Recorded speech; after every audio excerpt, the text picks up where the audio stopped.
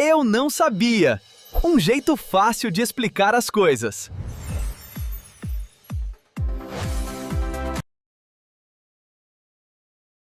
Sabe quando a gente vai buscar uma coisa e no meio do caminho esquece o que era? Pois é, hoje a gente vai entender por que esses brancos acontecem e o que de verdade eles dizem sobre o nosso cérebro. Vamos lá, começando com aquele momento clássico super frustrante, né? A pessoa entra num cômodo com um objetivo claro na cabeça e, de repente, some tudo. A mente fica em branco. Se isso soa familiar, pode ficar tranquilo, não é um problema só seu não. Tem até explicação científica para isso. Olha só, isso não é um defeito de fabricação, tá? É uma falha cognitiva, super normal e que tem até nome. Basicamente, o nosso cérebro funciona organizando as coisas em episódios. Quando a gente cruza uma porta, ele meio que pensa, ok, fim do episódio da sala, começando o episódio da cozinha. E aí o que a gente ia fazer acaba se perdendo nessa transição. É como se o cérebro salvasse e fechasse o arquivo antes da hora.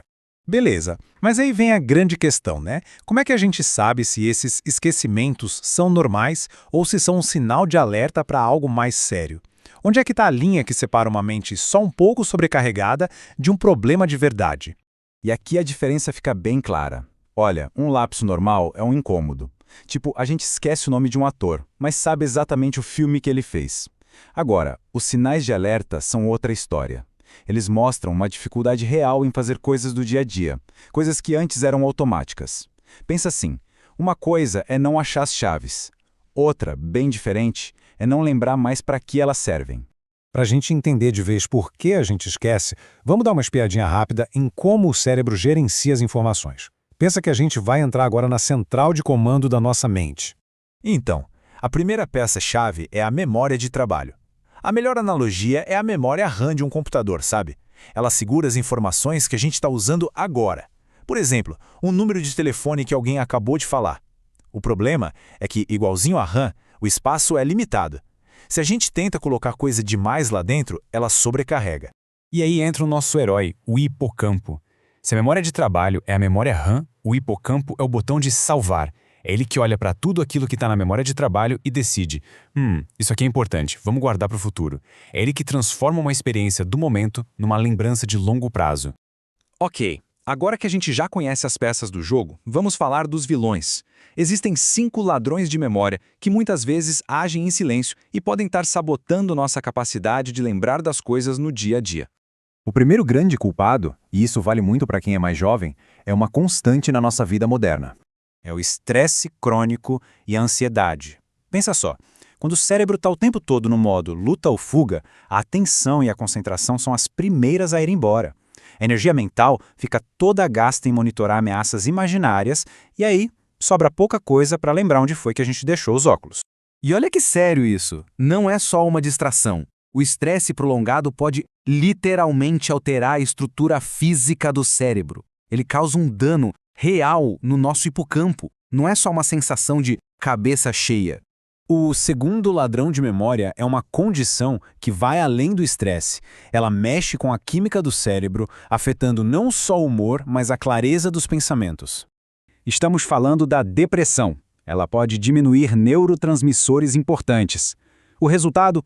O processamento todo fica mais lento. É como tentar rodar um programa pesado num computador antigo.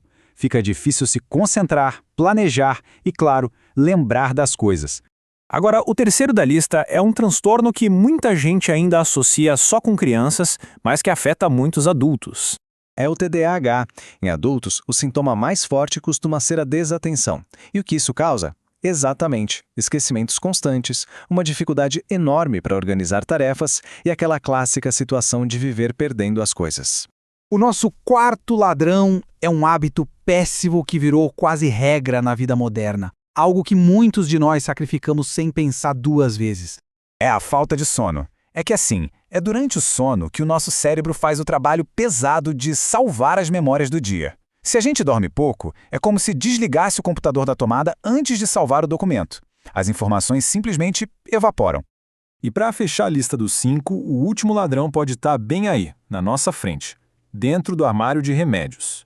É isso mesmo. Alguns medicamentos, principalmente se usados por muito tempo, sedativos, ansiolíticos famosos como Rivotril e Diazepam, e até alguns antidepressivos, podem atrapalhar diretamente o funcionamento da memória, causando aquela sensação de névoa mental e mais esquecimentos. Mas calma, nem tudo está perdido. A boa notícia é que o nosso cérebro é incrível. Ele tem uma capacidade fantástica de se adaptar e até de se regenerar. É um processo chamado neuroplasticidade. Ou seja, a gente não está condenado a esquecer tudo.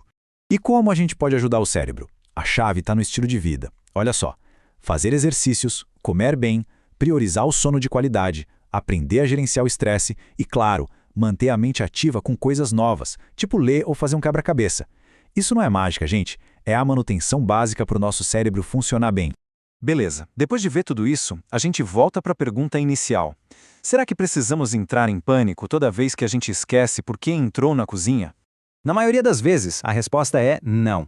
Em vez de ver esses esquecimentos como um sinal de problema, que tal pensar neles como uma notificação? É o nosso cérebro avisando: "Ei, tô sobrecarregado por aqui, preciso de uma ajuda." É um sinal para a gente desacelerar, respirar fundo e, quem sabe, fazer uma boa e velha lista de tarefas.